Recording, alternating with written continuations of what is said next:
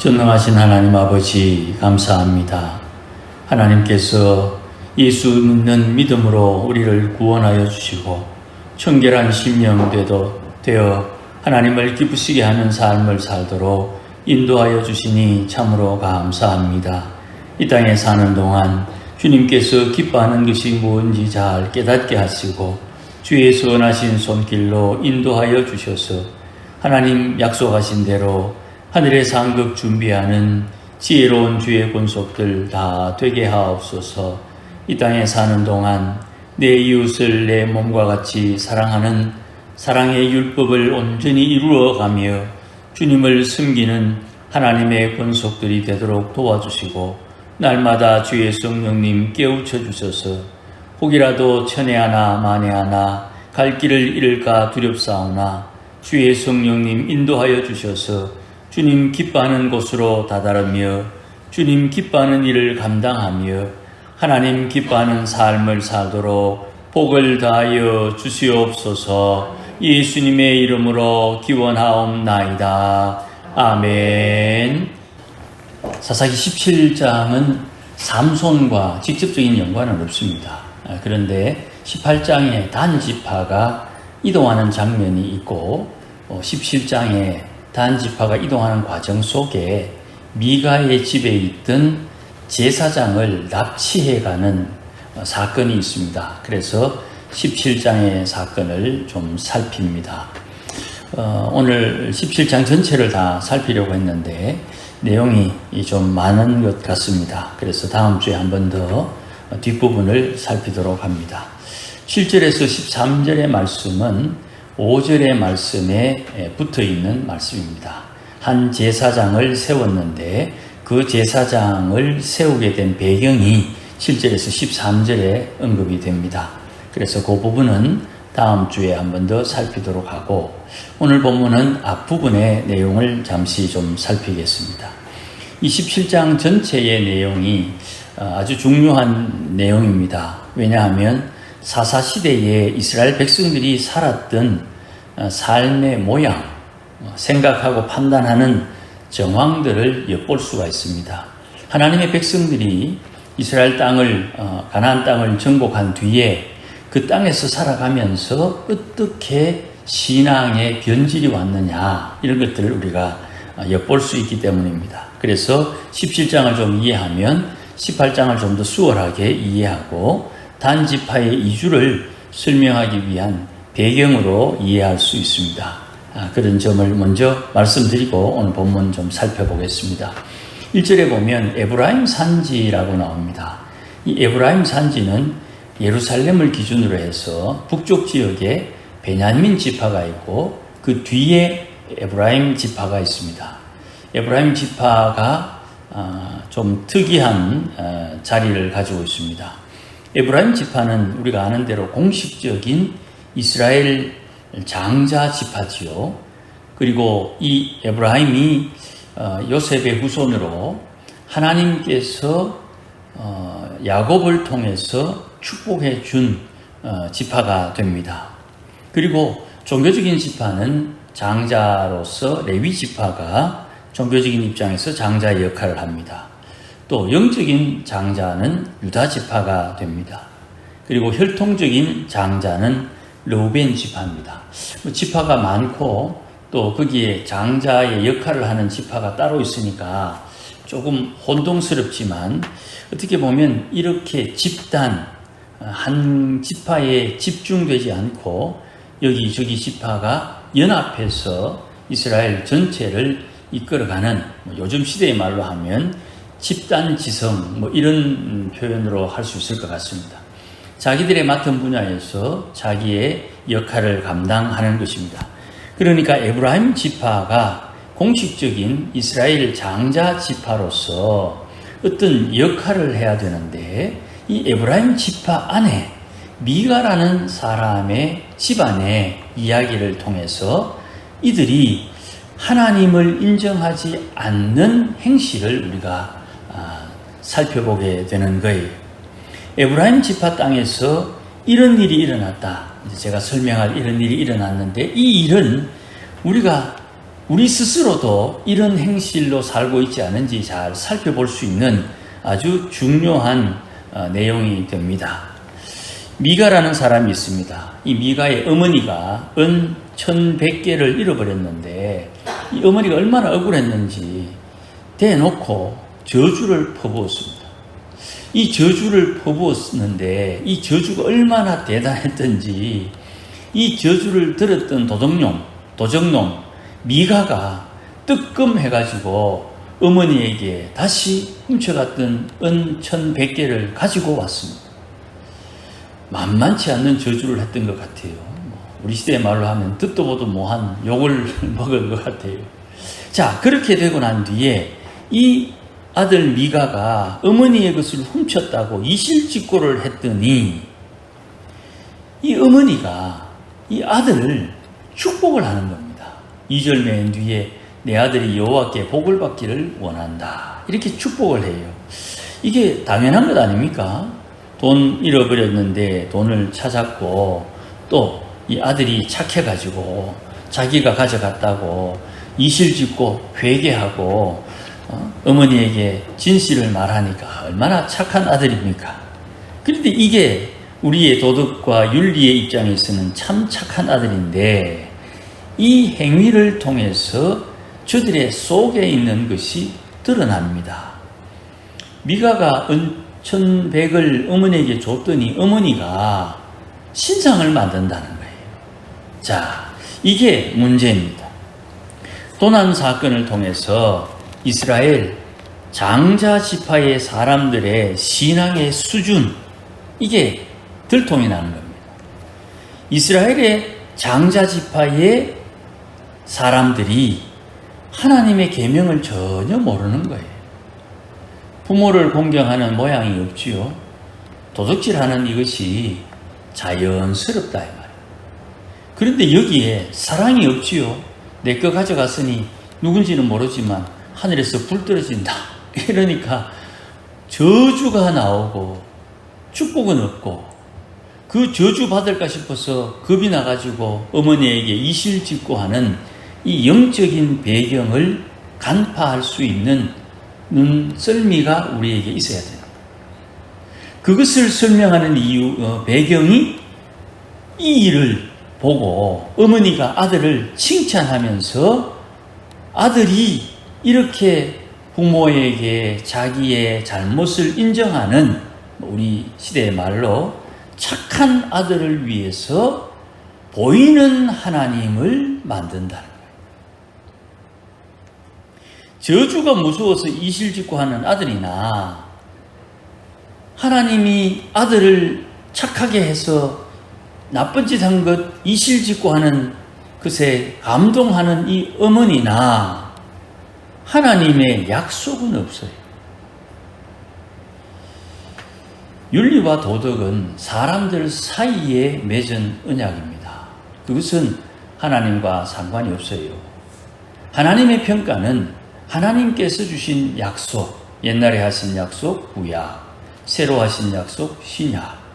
하나님의 약속, 그 언약의 기초에서 하나님이 하나님의 백성들과 상종하는 것이에요. 그러니까 아들이 자기 잘못을 돌이키고 자기에게 은을 가지고 오자 어머니가 미가를 축복합니다. 여호와의 이름으로 축복하는데 그 축복이 당연한 것 아닙니까? 부모가 자녀를 축복하는 것, 그 좋은 거지요. 그렇게 해야지요. 부모가 자녀를 여호와의 이름으로 축복하는 것 좋지요. 그런데 공식적인 축복, 여호와의 이름으로 하는 공식적인 축복은 레위인들의 권한입니다.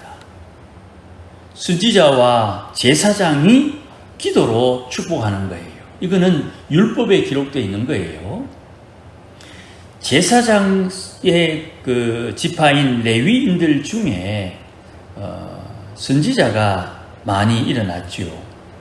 그래서 사무엘 시대에도 사무엘이 운영하던 선지학교에 대부분 레위인들이 교육을 받은 것으로 추측을 합니다.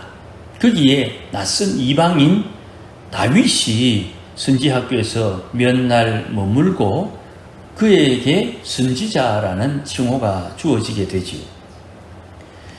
그러니 이 어머니가 아들을 축복하는 것 문제 삼을 필요는 없습니다만은 그 축복의 내용이 묘한 거예요. 여호와의 이름으로 아들을 축복했는데 그 행동은 우상을 섬기는 거짓 축복이었다 이 말이에요. 그러니까 율법을 모르는 레위인들이 아닌 레위인을 흉내내어서 자녀들을 축복하는데 하나님의 이름을 사용하지만 하나님의 율법과는 상관없는 하나님의 율법에는 저촉이 되는 반대되는 우상을 섬기는 행실로 여호와의 이름으로 축복하는 거예요. 은을 잃어버렸다가 저주했더니 겁이 나서 다시 은을 가지고 왔는데 그 도둑놈이 자기 아들이었고 이 아들이 자기에게 회개하고 이실직고 하는 것을 기뻐해서 어머니가 여호와의 이름으로 축복을 하는데 그 축복의 내용이 우상을 만들자.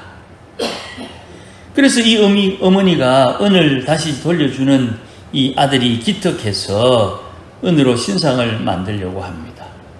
은 1,100을 다시 아들에게 줬더니 아들이 어머니에게 은 200을 다시 줘서 어머니가 아들을 위해서 신상을 만들도록 그렇게 조치를 합니다. 이 일련의 일들을 보면서 어떻게 이스라엘 백성, 하나님의 백성들이 이런 행실을 하는가? 이게 계명을 빼고 보면 전혀 문제가 없는 행실이에요. 계명이 들어가니까 이게 문제가 드러나게 된다 이 말이에요. 우리가 신앙생활 하면서 뭐 옆집에 장로님도 그렇고 앞에 교회 목사님도 그렇고 뭐 저나 여나 뭐 비슷하게 다 살던데 거기에 계명을 집어넣으면 들통이 난다 이 말이에요. 인생 사는 거 저나 나나 뭐 다를 게 있겠습니까? 똑같은데 계명이 있느냐 없느냐에 따라 그 행실이 하나님 앞에 복받을 행실과 책망받을 행실로 구별이 된다 이 말이에요. 구별, 거룩해진다 이 말입니다. 그래서 이 미가가 어머니가 만들어주는 신상 집에 신당도 있고 신당을 차리고 거기에 신상을 넣고 에봇과 드라빔 제사장이 하나님의 성령의 감동을 느낄 수 있는 율법이 정한 기구입니다. 에봇과 드라빔을 입고 제사장이 자기의 몸에 주시는 진동을 통해서 하나님의 뜻을 발견하고 깨닫는 데 사용하는 도구예요. 신적인 물건이죠. 이것도 이제 만드는 겁니다. 그리고 이제 사람을 구해서 제사장을 삼는데 이 제사장도 레위인으로 골라가지고 제사장을 삼습니다. 그러니까 자기 집안에 하나님을 위해서 신당을 만들고 하나님의 이름으로 우상을 만들고 그 우상 앞에 자기 가족들, 자기 가문을 위해서 하나님과 소통해 줄 제사장을 세우고 이 제사장에게 필요한 신적 도구인 에봇과 드라빔을 만들어서 자기 집에 하나님이 함께하고 있다는 표시를 만드는 거예요. 아주 그럴듯한 좋은 모양이지요. 그런데 이런 행동이 6절에 이스라엘에 왕이 없어서 행한 행동이다. 그렇게 사사기 기자는 지적을 하고 있어요. 자기 인생의 왕이 누군지 혼동되니까 하나님을 섬긴다고 하는 행실이 하나님 싫어하는 첫 번째, 두 번째, 세 번째 계명인 이 계명을 어기는 행실로 자기들은 하나님을 섬긴다고 행동하고 있다 이 말이에요. 이렇게 자기 소견에 따라 행동하는 근본적인 이유가 계명에 있다는 것을 우리가 놓치면 안 돼요.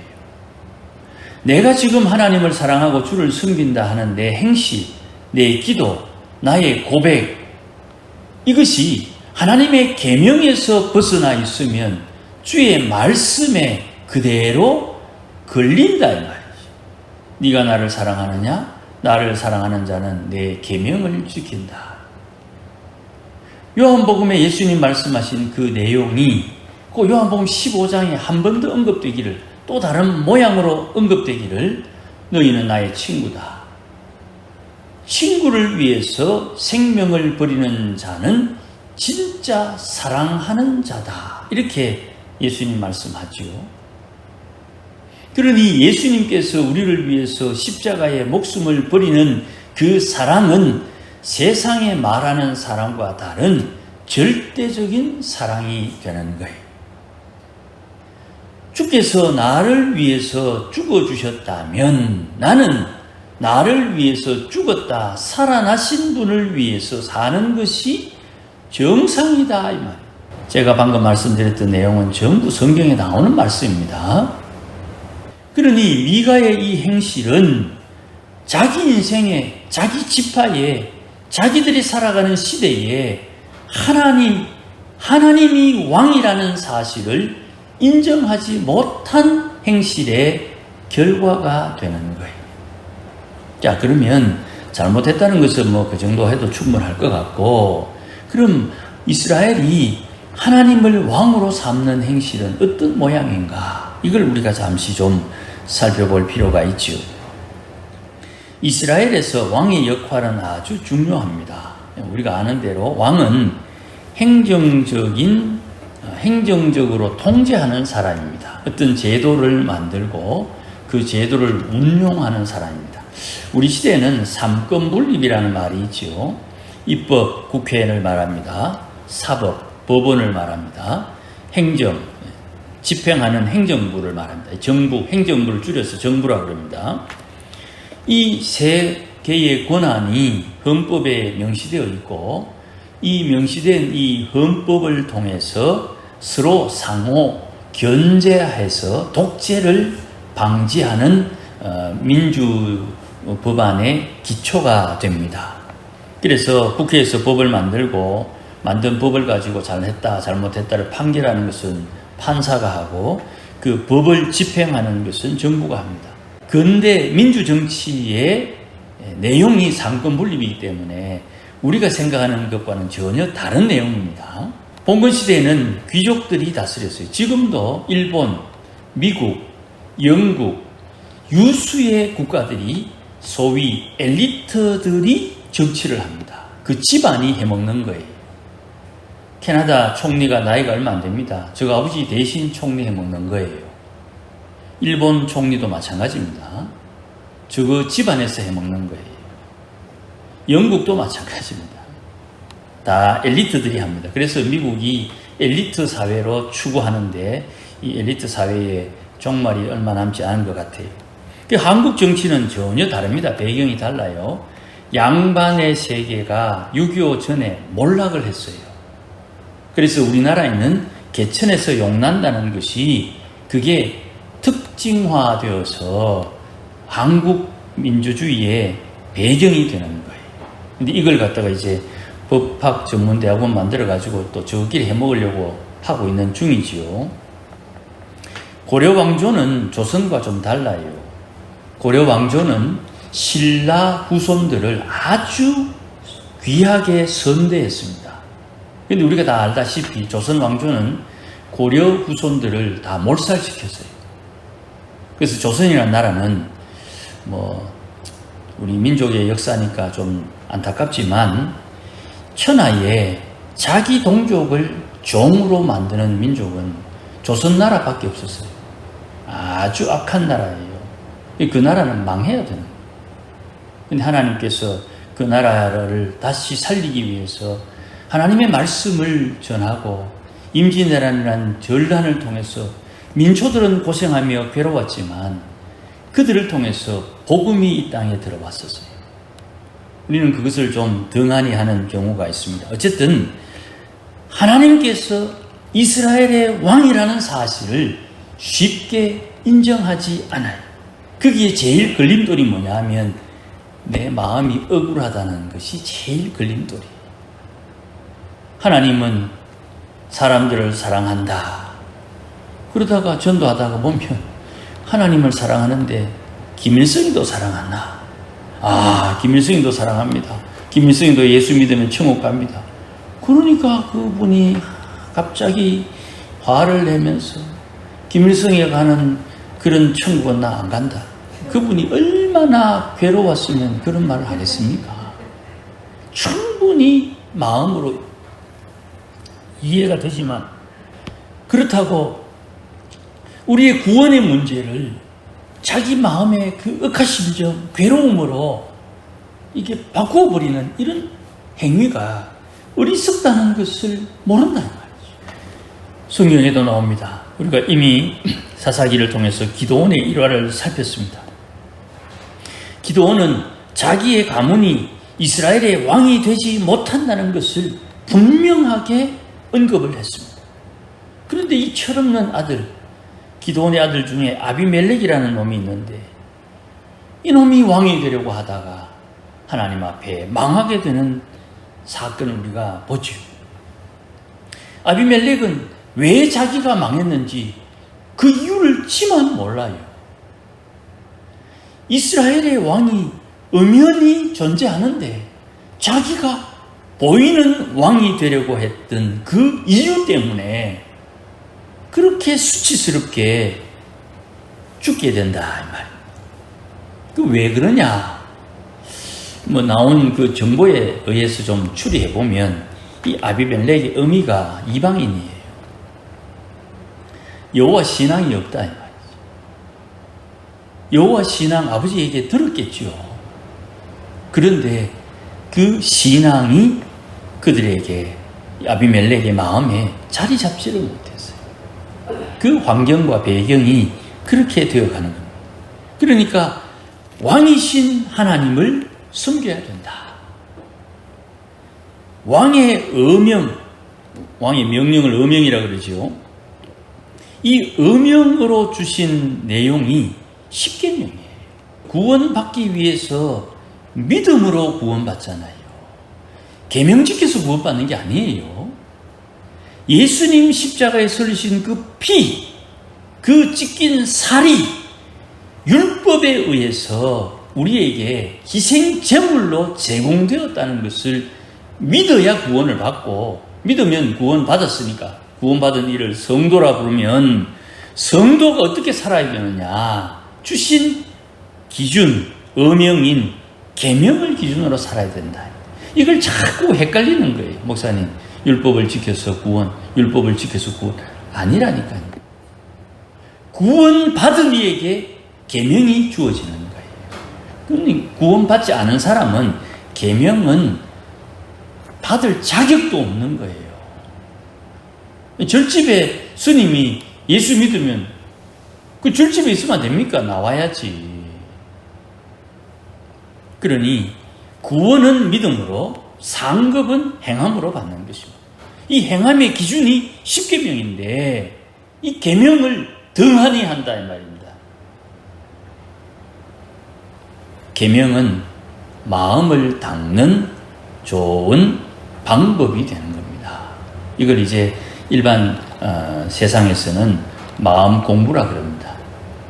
그래서 이미 우리 민족은 수심결이라 해서 마음을 닦는 방법, 이런 것들을 우리 선조들은 다 알고 있었어요. 명심보감도 마찬가지고 마음을 밝게 하는 보배로운 내용이라 이 말입니다. 계명의 열매는 육적으로는 팔복으로 맺혀지고 영적으로는 성령의 열매로 맺혀지게 되는 거예요. 그래서 기도하면서 열매 맺는 성도가 되어야 되는 거예요. 열매를 맺는데 반드시 기도를 해야 된다. 기도.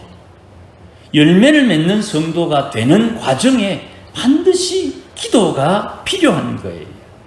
이 기도하는 성도가 되어서 기도하는 버릇, 기도하는 습관이 만들어져야 되는 거예요. 기도하다가 좋을 수도 있고요. 기도하다가 아버지 하다 그냥 끝날 수도 있고요. 어쨌든 기도하기에 힘써야 되는 거예요. 뭐 그거를 시간으로 뭐 몇 시간, 몇 분 이렇게 한정하는 것은 그건 개인적인 이야기고, 공통적으로는 우리가 교회 공동체에서는 기도하는 것이 중요합니다. 요 정도는 이야기해야 돼요. 자, 어쨌든 간에 열매를 맺는 성도가 되는 과정 속에 기도가 반드시 필요하다. 그러면 그 기도하는 사람의 특징이 뭐냐? 기도하는 사람의 목표가 뭐냐? 제가 늘 반복해서 알려드리는 겁니다. 이 세상 사는 동안 어떤 환경과 상황에서도 시험에 들지 않는 신앙인이 되는 것이 기도의 목적이에요. 그런데 시험 안 들 수가 있습니까? 최근에도 어떤 분하고 토의하면서 그런 말씀을 했습니다. 먹고 사는 문제가 해결되지 않으면 문명이 발전할 수 없다. 먹고 사는 문제가 해결되어야만 문명이, 학문이, 문화가 발전하는 거예요. 그래서 그 문화를 발전시키기 위해서 옛날에는 종을 많이 두었고, 그 종을 두기 위해서 전쟁이 있었어요. 지금 돈이 돈을 버는 시대지요. 이것도 이제 종말이 거의 다 왔다 갑니다. 돈이 돈을 벌어서 그 돈으로 문화가 발전해야 된다. 이걸 이제 우리 시대의 말로 변화시켜 말하면 이런 거예요. 10대들이 돈을 써야 아이돌이 돼가지고 경제가 돌아간다. 세상에 사는 모양에 지쳐있는 도시 사람들이 저녁에 2만 3만 명 모여가지고 야구 경기장에서 고함 치면서 그렇게 피곤한 짓을 하면서 하는 말이 오늘 스트레스 풀렸다, 그런 말을 한다. 우리가 이제 도시화가 될 것이니까 우리도 앞으로 그래 될 거예요. 우리는 농사일을 하면서 땀을 흘렸지만 도시 사람들은 땀을 뭘로 흘리느냐 하면 수영장 가서 땀 흘리고요, 보울링 치러 가서 땀 흘리고요, 골프 치러 가서 땀을 흘리는 거예요. 살아가는 방식이 달라요. 그런데 중요한 건 뭡니까? 여호와를 왕으로 인정하느냐 안 하느냐, 이게 중요하다. 자기의 소견을 따라 사는 것이 아니고 내 인생의 주인이신 하나님의 지시함을 따라 사는 성도가 되어야 되는 거예요. 이 과정 속에 일어나는 수많은 일들은 어떤 일이라도 용서받지만 이것을 포기하면 무슨 일을 해도 하나님 앞에 정죄 받는 거예요. 교회가 부흥하는 것도 이 교회의 주인이 누구냐를 인정하는 것에서 갈라진다는 말입니다. 이 교회의 주인이 누구냐를 목사가 어떻게 생각하느냐, 장로님이 어떻게 생각하느냐, 권사님이 어떻게 생각하느냐, 집사님이 어떻게 생각하느냐에 따라 이 교회의 미래가 달라진다 이 말이에요.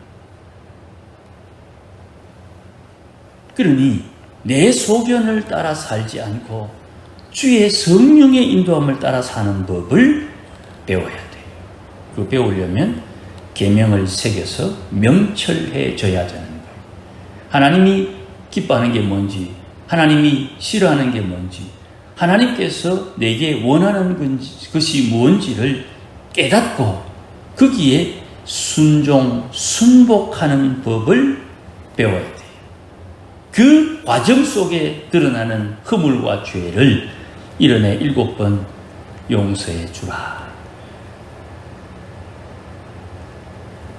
이것이 지난 주일에도 살폈던 로마서 13장 7절, 8절, 9절 사랑이 율법의 완성이다 하는 말의 내용이 되는 거예요. 우리 스스로 자기를 잘 살펴야 됩니다. 이거는 누가 정죄하는 것이 아닙니다. 내가 스스로 하나님의 말씀을 듣고 묵상하고 깨우치면서 내가 어찌해야 되는지를 스스로 살펴야 되는 거예요. 그래서 주님, 내 안에 계신 주님의 말씀을 따라 살아야지 사람들의 말에 현혹되거나 휘둘리면 안 된다. 저분을 나에게 보내신 주님을 인정하고서 저분의 이야기를 참고해 내가 선택하고 결정해서 내가 하나님 앞에 순종하는 거예요. 이런 차원에서 목사 말 들으면 안 됩니다 했더니 목사 하는 소리 개똥으로 알고 그러면 안 되는 거예요. 그 마음의 속 핵심이 뭔지를 알아야 돼요. 누구도 내 영혼을 이래라 저래라 좌우할 수 있는 영적인 존재는 하나님 외에 없다. 이 신앙의 근본이 1, 2, 3계명이 되는 거예요. 그래야 내가 이 땅에 사는 동안 하나님을 섬기는 바른 신앙을 가지게 되는 거예요. 그래서 바울이 거짓 선생 이야기하는데 그러면 지는 참된 사람인가? 자기 스스로 내가 참 하나님의 종이다 하는 그 말은 그가 나쁜 짓 하러 고향에 가다가 예수님을 직접 만났기 때문에 적어도 바울은 주님이 어떤 분인지를 아는 거예요. 바울 앞에 발람 선지자에게 나타났던 천사가 칼 빼들고 있는 것도 있고 하나님 앞에 선한 길로 인도하는 것도 있는 거예요. 그래서 마게도냐로 복음을 전하러 가기 전에 자기의 길을 막으시는 하나님 앞에서 하나님 내 길을 열어주십시오라고 기도하는 중에 마게도냐 사람이 환상 가운데 와서 우리를 도우라 하는 그 말씀을 그 경험을 통해 하나님께서 우리를 마게도냐로 인도하시는 줄 인정하고 순종해서 복음을 전하게 되는 거예요. 스스로를 잘 살펴서 하나님 앞에 은혜를 따라 사는 하나님의 교회의 영광을 보는 우리 모두가 될 수 있기를 주의 이름으로 축복합니다. 기도하십시다. 주님 고맙습니다. 하나님도 알고 나도 압니다. 얼마나 부족한지, 얼마나 연약한지. 하나님의 도우심이 없으면 잠시라도 누구에게 내 자신을 내어놓을 수도 없다는 것 우리 모두 알고 있습니다. 그럼에도 불구하고 우리를 사랑해 주시고 우리를 붙들어 주시고 불쌍히 여겨주시는 하나님 앞에 감사와 찬송을 드립니다. 주님, 오늘도 하나님의 말씀을 우리에게 들려주셨으니 내 마음에 잘 새겨서 하나님 기뻐하는 아름다운 삶을 살도록 도와주시고 무엇보다도 이 땅에 살면서 하늘의 신령함과 땅의 기름진 복을 누리며 살고 약속대로 하늘에서 상급 준비하며 사는 믿음의 권속들 되게 하옵소서. 예수님의 이름으로 기도하옵나이다. 아멘. 우리 시간 한번 함께 기도하십시다. 하나님 아버지, 하나님을 내 인생의 주인으로 삼고 주님의 인도하심을 따라 사는 믿음의 권속들이 되게 해달라고 우리 한 1분 정도 위해서 기도하십시다. 우리 자녀들 축복해 주시기를 바랍니다. 주여 크게 한번 부르고 우리 함께 통성으로 기도합니다. 주여! 하나님 아버지 감사합니다. 오늘도 주신 말씀 따라 하나님을 사랑하며 주를 섬기는 우리 모두가 되게 하옵소서. 내 인생이 주님의 손에 있음을 잊지 않게 하시고 오늘도 주의 인도하심을 따라 순종하며 살게 하시며 하나님 약속하신 주의 약속을 따라 믿음으로 살아가는 하나님의 권속들 되도록 복을 주옵소서.